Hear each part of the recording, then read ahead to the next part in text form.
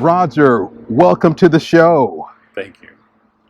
It is a beautiful day, isn't it, my friend? It is indeed.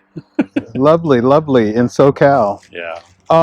Well, you know, Roger, you're a very instrumental figure on the scene today and have been that way for a while. You've done things with the Rippingtons and a lot of other great artists and bands. Tell us a little bit about how you got your start. My start came early.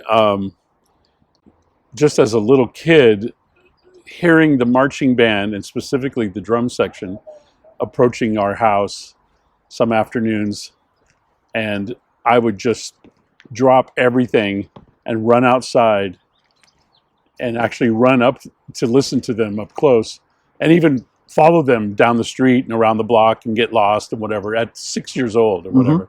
And the drums just spoke to me. Okay. And so I had to be close to them and just feel the vibration. And it was something that was definitely a part of my soul. And then going to Disneyland and seeing Buddy Rich live, Yeah. Carnation Plaza Gardens or whatever. We could have been in the audience together. Oh my I think I gosh. was there like 82 or something. Oh no, this was in the 60s and 70s. Oh, wow. Okay. Yeah. Okay. And when I first heard him, and it just changed my life watching him play.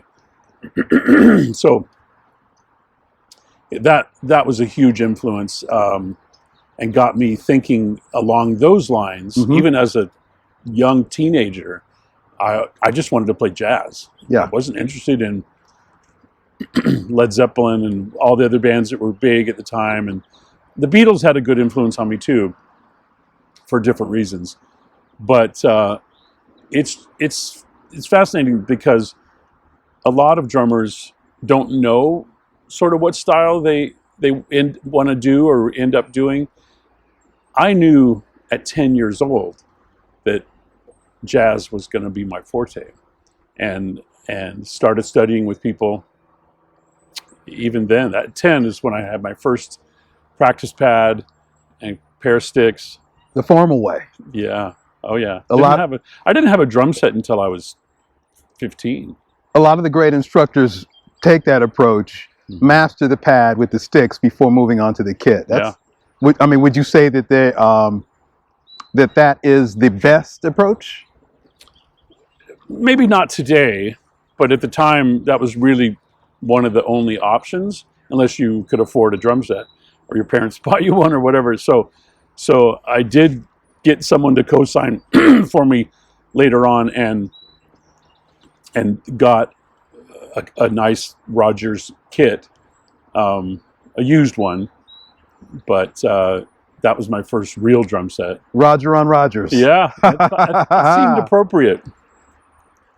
Champagne Sparkle, you know, and but my first real touring kit was a pearl fiberglass shell with 2 concert toms, 2 regular toms, and 2 floor toms.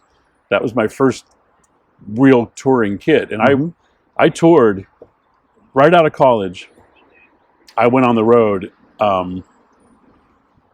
and stayed on the road for 26 years. Was this with one particular unit? Okay, just sort of every half of that time I lived in Europe. Oh, okay. So it brought me to Europe, and the second tour there, I said, you know, we're done on this tour. I'm going to stay here. So I literally just unpacked my kit, whatever clothes I had, and just stayed in England at the end of that tour. This is in 1978. Okay, awesome. So exploring the world, playing your drums. What could be better? Yeah, and I found some great people to work with. That's one of the reasons I stayed, because I was getting all these offers to do session work in London. And so at about 20 years old, I decided to just stay and live there for a while. I didn't stay in England more than a year. After that, I moved to the south of France, and then lived in Sweden for almost 10 years. And just always playing with different bands and multiple bands. It's rare that I ever just play with one band. It's usually 5 or 6. Wow. Yeah. Roger, you've led an exciting life. You know, doing what you're passionate about. Yeah. And what I would ask you is, in that process, what has been the greatest challenge? Interesting, because it's happening now as well. War and conflict based on whatever political arena or religion or whatever that causes those things to happen. I was able to see a lot of it up close. I was in Lebanon and Beirut, and even going through Russia. I toured in Russia quite a bit. And one trip, I went all the way down in through Afghanistan. Okay. And it happened to be right before the Russians invaded Afghanistan. But the tension was really high. The same year was in Iran, right before the hostages were taken. Okay. So we're talking the late 70s, early 80s? The late 70s, yeah. Reagan's in office? Yeah. Okay. And then South Africa was down there during a lot of the apartheid conflict, and even had lunch with Ian Smith at the time, back when it was Rhodesia. Okay. Before Zimbabwe came back. But anyway, the conflicts, to see them up close and hear bombs blowing up, in Beirut, the hotel 2 doors down was bombed, and seeing MiG fighters, going by,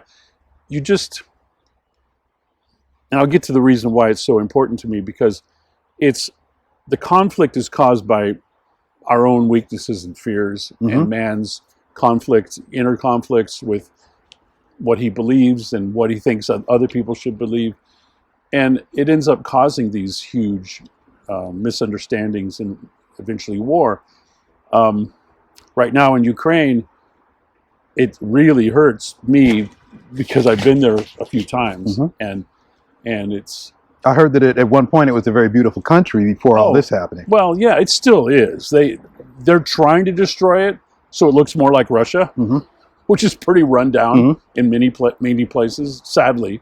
But yeah, there's this kind of jealousy thing that they're becoming more independent as the years go, and certain politicians. A lot of people feel that way, that it is a sort of a competition or jealousy between the leaders of each nation. Right. Well, it's usually what causes the conflict itself, and the weaknesses that you end up knowing are within you. Like, oh, we didn't do that so well, so not find out what works better, but let's fight this, and so everyone's on our level. And it's just so ridiculous. There's frustration on so many levels. But what I wanted to say was, what I've seen also is how influential music is on the planet, and how it can actually calm a lot of that down. Well, Roger, we really appreciate you coming out today. We'd like to ask you, just in closing, what would you recommend for a young artist coming up that maybe aspires to be like you, amazing chops, playing for great bands, seeing the world? What would you say the secret sauce is to get to that level? It's a combination of things. Staying true to yourself, to me, is the most important part. In other words, don't try to emulate other people. Learn from them, grow from them, try some of the things other drummers do, but find your voice. The only way to really be successful, in my mind, is to find yourself and the core of who you are as a musician, and what it is that makes you feel like you're doing something important. And even if it's playing clubs, there's no gauge on, you don't have to make a ton of money or whatever. It's really more about being true. And I think the drumming part of it becomes more relaxed, more natural, more complete when you simply focus on what's important to you and your music. So as you come up, just really question yourself, like, what do I want to do? How do I want to get there? Whatever it takes, private lessons and stuff. And I have a bunch of students, and it's a joy to watch them, like a 12-year-old kid, suddenly go, I really want to learn jazz. that's really where my heart is Yeah. going. And I'm like, I like that. 12-year-old, yeah, that's it. And he's getting it. So the rest of his bandmates are like, huh? Because they're playing Foo Fighters and whatever. But now slowly but surely they're realizing, oh, because there's a little more complexity, there's a little more dynamics. You don't have to just turn it all the way up to 11. You can actually have a really cool sound, and then it's actually getting them to write music together. Okay. So that's, in a nutshell, I think, just finding your voice. Awesome. Well, Roger, that's excellent advice, and I know a lot of people are going to take heed to that. Well, thank you so much for coming out today. Best of luck to you and blessings with your drumming and your career. Thank you, sir. Thanks, Don. Okay. Thanks. Peace.